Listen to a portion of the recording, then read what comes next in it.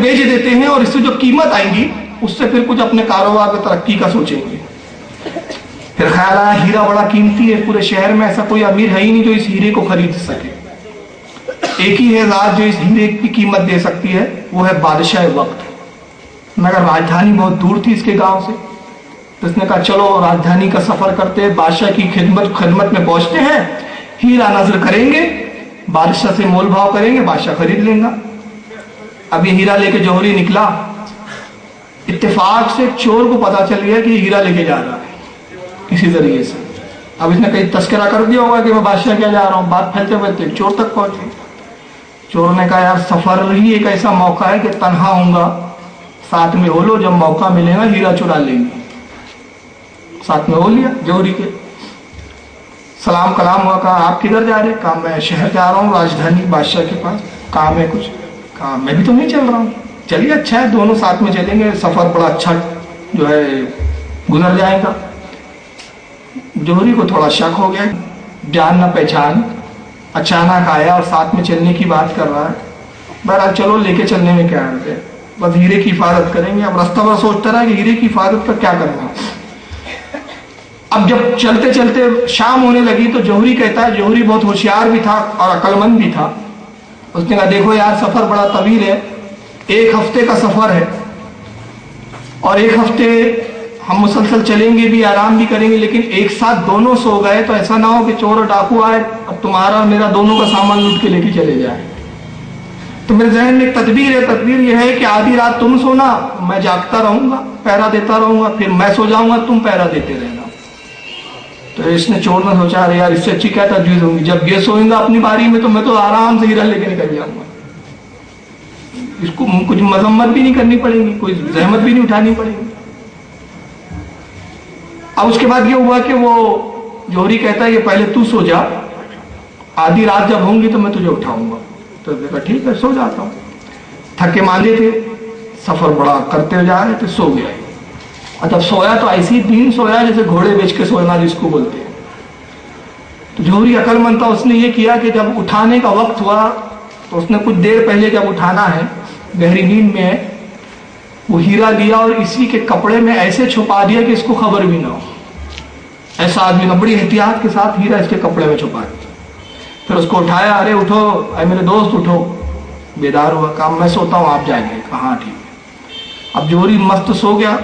अब ये हीरा तलाश कर रहा है, उसकी पोटली देखता है, उसके कपड़े देखता है और अपने कपड़े देखना भूल गया। अब ध्यान ही नहीं जाता कि मेरे कपड़े में हीरा कहां से आएगा, हीरा तो जौहरी का है। रात भर बड़ा बेचैन रहा, हीरा तलाश करता रहा लेकिन हीरा नहीं मिला। फिर सुबह जब वक्त बेदारी का हुआ, जौहरी को भी इसने उठाया। उठाने के बाद सफर आगे हुआ। फिर दोपहर का वक्त, कयूला का वक्त आया तो चोर ने कहा, ये जौहरी ने कहा अब तुम रात भर जागे थे, अब तुम सो जाओ, थोड़ी देर सोना फिर मैं सो जाऊंगा। फिर चोर सोया, सोने के बाद इसने हीरा निकाल लिया, देखा हाँ महफूज है। फिर इसके जागने की बारी आई तो फिर उसके इसमें डाल दिया। अब सफर चलता रहा, ये रोज हीरा तलाश करता लेकिन हीरा इसको मिलता नहीं। और रोज जौहरी ये करता कि जब अपने सोने की बारी आती तो इसके कपड़े में छुपा देता। अब ये 7 दिन ये मुसलसल ये मामला चलता रहा। 7 रोज का सफर कटा और ये दोनों शहर में दाखिल हुए। तो जौहरी ने हीरा ले लिया किसी तरीके से, और लेने के बाद उसके सामने इसको हीरा उछालने लगा। कहा कि मैं हीरा बेचने आया हूं, आप अब अपना काम करो, मैं अपने काम से जाता हूं। अब चोर तिल मिला गया। 7 दिन में मैं इसकी कपड़ों को देखता रहा, हीरा तो मिलने की दूर की बात, इसकी बू भी मैंने महसूस नहीं की, इसके पास कहां से आ गया। कहता यार वो तो ठीक है, तुम बादशाह के पास हीरा बेचने जाओगे, मैं अपनी राह लूंगा, लेकिन अल्लाह का वास्ता ये बता दो यार, अब मैं तुमसे नहीं छुपा सकता, बेचैन हूं, 7 दिन से मैं हीरा ढूंढ रहा हूं, मुझे हीरा नहीं मिला, मगर ये हीरा तुम्हारे पास है तो तुम ये हीरा रखते कहां थे, तुम क्या जादूगर हो, इसको गायब कर देते थे। तो जौहरी ने कहा मियाँ मैं हीरा रखता कहां था मालूम है, जब तू सो जाता था हीरा तुझसे करीब होता था लेकिन तू हीरे से करीब नहीं था। वाह, समझ रहे हैं आप, ये मौलाना रूम इस आयत की तशरीह कर रहे हैं। तो कहा कि हीरा तेरे पास था, तेरे करीब था, तेरे जिस्म से लगा हुआ था, मगर तू उसके करीब नहीं था। तो मौलाना रूम फरमाते हैं कि बेआईनी ही बिला तमसील यही मिसाल है कि अल्लाह रब्बुल इज्जत अपने बंदे से करीब है, मगर बंदे का करीब होना और है। وہی قریب ہے جو معرفت جانتے ہیں، جو ہیرو کی پرکھ جانتے ہیں۔ تو گویا یہاں پر جو آیت کریمہ میں اللہ ارشاد فرما رہا ہے کہ میں اپنے بندوں کی شہرت سے بھی زیادہ قریب ہوں، ان کی شہرت سے بھی زیادہ میں قریب ہوں، ان کی جانوں سے زیادہ قریب ہوں۔ یہ اللہ کی شان بے نیازی ہے، وہ صاحب اختیار اور قدرت والا ہے، اپنی قدرت کاملہ سے اپنی شان الوہیت کے ساتھ بندے سے قریب ہے، مگر کوئی ضروری نہیں ہے کہ بندہ اس سے قریب ہو۔ بندہ قریب کب ہوگا؟ جب درمیان میں وسیلہ ہو۔ وسیلے کے بغیر کوئی بندہ اللہ سے قربت حاصل نہیں کر سکتا۔ اب آئیے میں چند حدیث تلاوت کروں تاکہ بتا دوں کہ وسیلہ پکڑنا یہ صحابہ کرام کی بھی سنت ہے۔ کس کی سنت ہے؟ صحابہ کرام کی۔ آئیے سب سے پہلی حدیث تلاوت کرتے ہیں۔ میرے ہاتھ میں اس وقت جامع ترمذی ہے، حدیث کی 6 کتابیں جو صحیح ستہ کہلاتی ہیں، 6 مستند حدیث کی کتابیں قرآن کے بعد جو افضل مانی جاتی، جس میں سب سے پہلے نمبر پہ بخاری شریف، دوسرے نمبر پر مسلم، تیسرے نمبر پر ابو داؤد، چوتھے نمبر پر ترمذی، 5ویں نمبر پر نسائی اور 6ٹھے نمبر پر ابن ماجہ۔ یہ 6 احادیث کی کتابیں ہیں جو قرآن کے بعد سب سے افضل ہے، اس میں ترمذی کا بھی شمار ہوتا ہے صحیح ستہ میں۔ چنانچہ ترمذی شریف کی جلد دوم اور حدیث کا نمبر 1504،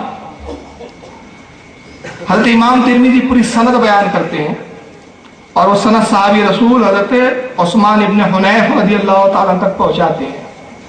میں سند چھوڑ رہا ہوں۔ کہتے ہیں کہ ان عثمان ابن حنیف، حضرت عثمان ابن حنیف رضی اللہ تعالیٰ عنہ سے روایت ہے، مروی ہے ان سے۔ وہ کہتے ہیں کہ اللہ کے رسول صلی اللہ علیہ وسلم کے پاس ایک نابینا صحابی آئے، ایک نابینا شخص آئے جو نابینا تھے آنکھوں سے۔ انہوں نے نبی پاک سے عرض کیا، اے اللہ کے نبی صلی اللہ علیہ وسلم، اللہ کی بارگاہ میں دعا کیجئے کہ پروردگار مجھے آنکھیں عطا فرما دے۔ یہ ترمذی کی حدیث ہے۔ صحابی کس کے پاس آ رہے ہیں؟ رسول کے پاس، اور کہہ رہے یا رسول اللہ میری آنکھوں کی بینائی کے لیے آپ دعا فرما دیجئے۔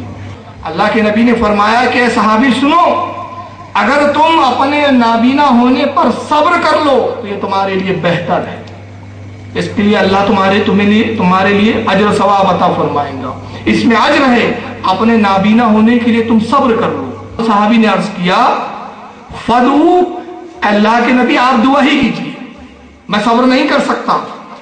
حضرت عثمان ابن حنیف راوی کہتے ہیں اللہ کے نبی نے فرمایا اگر تم صبر نہیں کر سکتے تو پھر یہ کرو کہ اچھی طرح وضو کرو، اور وضو کے بعد اللہ کی بارگاہ میں اپنے ہاتھوں کو اٹھا کے یوں دعا کرو، اس طرح دعا کرو کہ اے پروردگار عالم، میں تیرے نبی کے وسیلے سے تیری طرف متوجہ ہوتا ہوں۔ یہ صاحب حدیث کے الفاظ ہے۔ اور کون کیسے نبی؟ نبی رحمت، جو نبی رحمت والے ہیں۔ اور اس کے بعد یہ کہو کہ دوسرا جملہ تعلیم فرما رہے اللہ کے رسول صلی اللہ علیہ وسلم، یا محمد، دیکھیں یہاں بھی ایک لفظ آیا یا محمد، یعنی ندا بھی ہے اس میں، اے محمد صلی اللہ علیہ وسلم، اے اللہ کے نبی، میں اللہ کے واسطے آپ کی طرف متوجہ ہوتا ہوں کہ میری یہ حاجت پوری کی جائے۔ یہ حدیث امام ترمذی نے یہیں تک لکھی، مگر طبرانی میں امام طبرانی رحمۃ اللہ تعالیٰ علیہ فرماتے ہیں اس کے بعد کے جملے کہ راوی کہتے ہیں حضرت عثمان ابن حنیف رضی اللہ تعالیٰ نے کہ انہوں نے وضو فرمایا، 2 رکعت نماز پڑھی، اور اس کے بعد اللہ کی بارگاہ میں دعا کی، اے پروردگار عالم، میں تیرے نبی کے وسیلے سے تیری طرف متوجہ ہوتا ہوں، اے اللہ کے نبی، میں آپ کے ذریعے اپنے رب کی طرف متوجہ ہوتا ہوں، اور رب کے ذریعے میں آپ کی طرف متوجہ ہوتا ہوں کہ میری حاجت کو پورا کیا جائے۔ راوی کہتے وہ دعا ابھی ختم بھی نہ کرنے پائے تھے کہ اللہ تعالیٰ نے ان کو بینائی عطا فرما دی۔ یہ ترمذی شریف کی حدیث ہے۔ اب یہاں پر 3 باتیں سن لیجئے۔ پہلی بات، اگر وسیلہ مانگنا شرک ہوتا دعا سے تو اللہ کے نبی صلی اللہ علیہ وسلم صحابی کو حکم نہ دیتے، پہلی چیز۔ دوسری چیز، صحابی سے یہ توقع نہیں کی جا سکتی کہ معاذ اللہ صحابی ہو کر وہ شرک کی بات عرض کرے کہ یا رسول اللہ آپ دعا کر دیجئے۔ رسول اللہ سے کہنا بھی تو شرک ہے ان کے بقول۔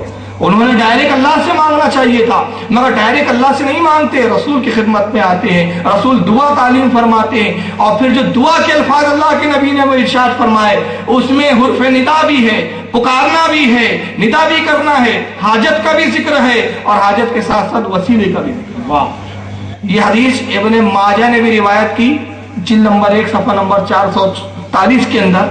امام ابن خزیمہ رضی اللہ تعالیٰ عنہ نے جلد نمبر 2 صفحہ نمبر 226 پر بھی اس حدیث کو روایت کیا۔ اسی طرح امام طبرانی رحمۃ اللہ تعالیٰ علیہ نے معجم کبیر کے اندر صفحہ نمبر 103 جلد نمبر 1 میں اس کو نقل کیا۔ امام حاکم نے المستدرک کے اندر جلد نمبر 1 صفحہ نمبر 519 پر اس کو نقل کیا۔ اب آئیے ایک اور پیاری میں حدیث سناتا ہوں جس میں اللہ کے نبی کو وسیلہ بنایا گیا ہے اور اس صحابی کا عمل ہے۔ حضرت امام جلال الدین سیوطی رحمۃ اللہ تعالی علیہ اپنی مشہور زمانہ کتاب خصائص القبریٰ کے اندر حضرت امام قاضی فضیل عیاض رضی اللہ تعالیٰ عنہ اپنی کتاب کتاب الشفا کے اندر، حضرت شاہ عبدالحق محدث دہلوی رحمۃ اللہ تعالیٰ علیہ اپنی مشہور زمانہ فارسی کتاب مدارج النبوت کے اندر، حضرت امام قسطلانی رحمۃ اللہ تعالیٰ علیہ المواہب اللدنیہ کے اندر۔ یہ میں نے 4 کتابوں کے حوالے دی اور الحمدللہ یہاں ٹیبل پہ موجود ہے۔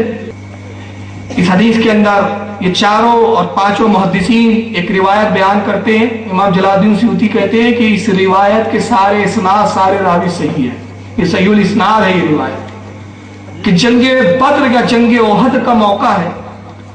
حضرت قتادہ رضی اللہ تعالیٰ عنہ صحابی رسول ہے، جنگ لڑ رہے ہیں کہ ایک تیر سنسناتے ہوئے آتا ہے اور حضرت قتادہ کی آنکھ کو چھید کر نکل گیا، آپ کی آنکھ کا ہلکا باہر لٹکنے لگا۔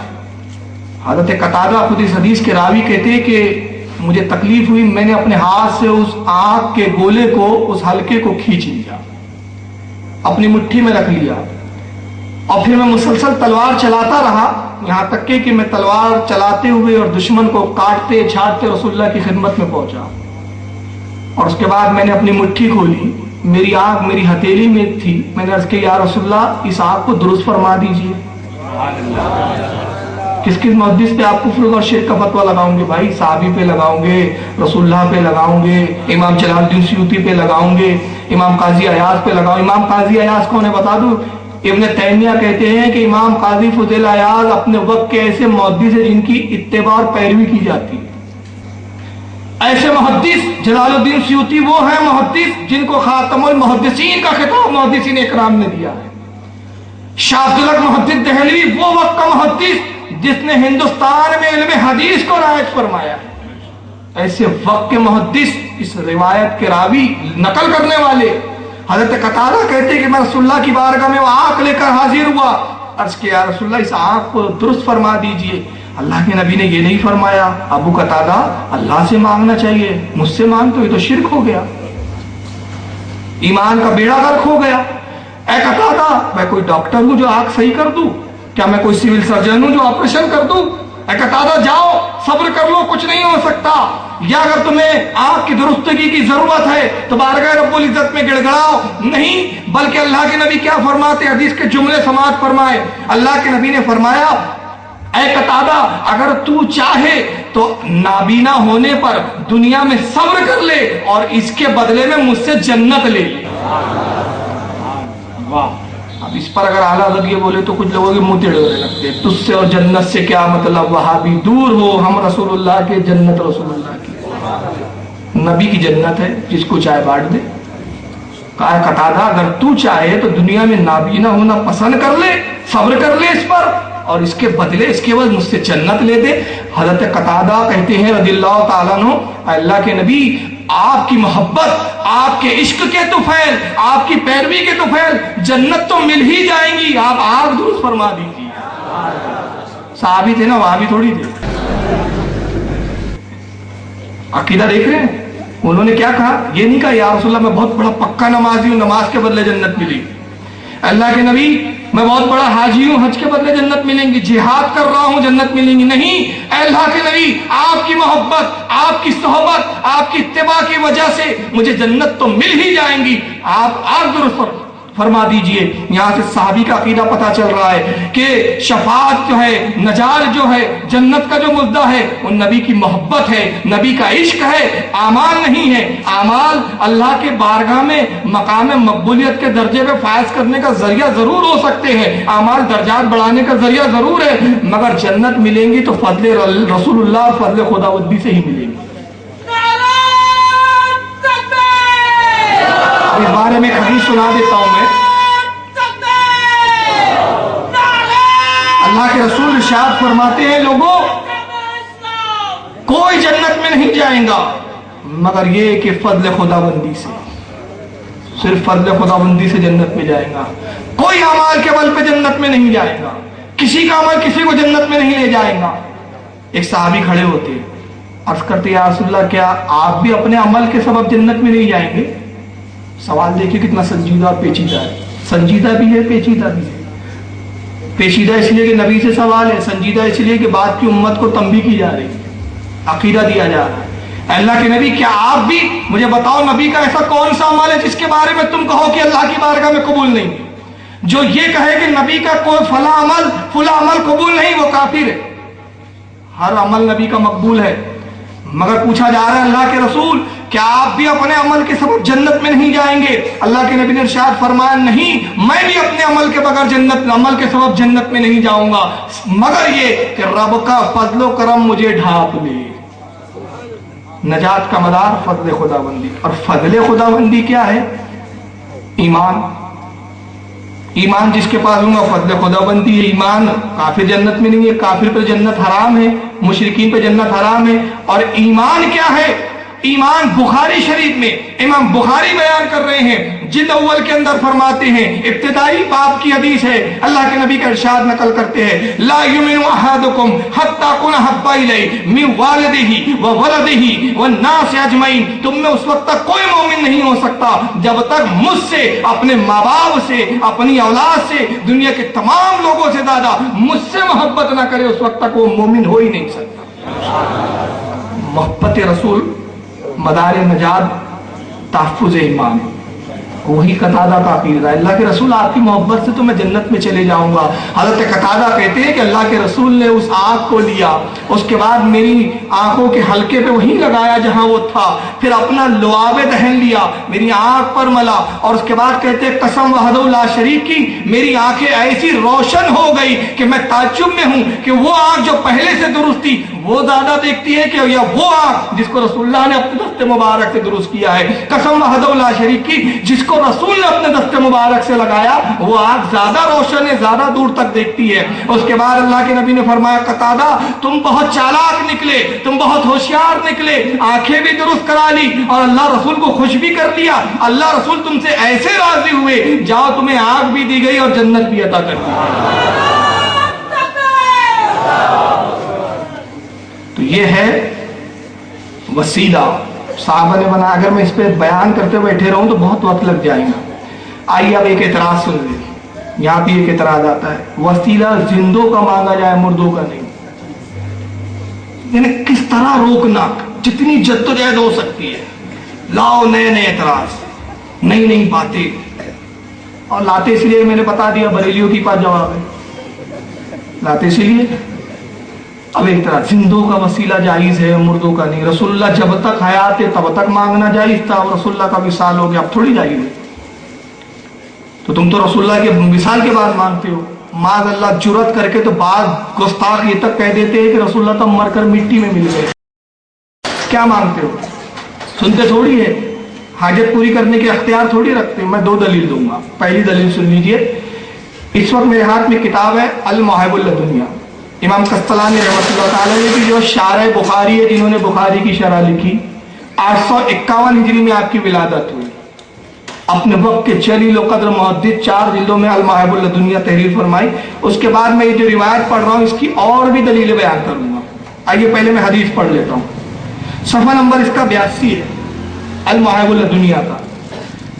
حضرت امام قسطلانی یہ حدیث کو روایت کرتے حضرت عمر ابن خطاب رضی اللہ تعالیٰ عنہ سے، کہتے ہیں وان عمر ابن خطاب رضی اللہ تعالیٰ عنہ، حضرت عمر ابن خطاب سے مروی ہے، قال وہ کہتے ہیں حضرت عمر ابن خطاب قال رسول اللہ صلی اللہ علیہ وسلم، اللہ کے نبی صلی اللہ علیہ وسلم نے ارشاد فرمایا، لما افترق آدم الخطیہ، حضرت آدم علیہ السلام سے لرزش واقع ہو گئی۔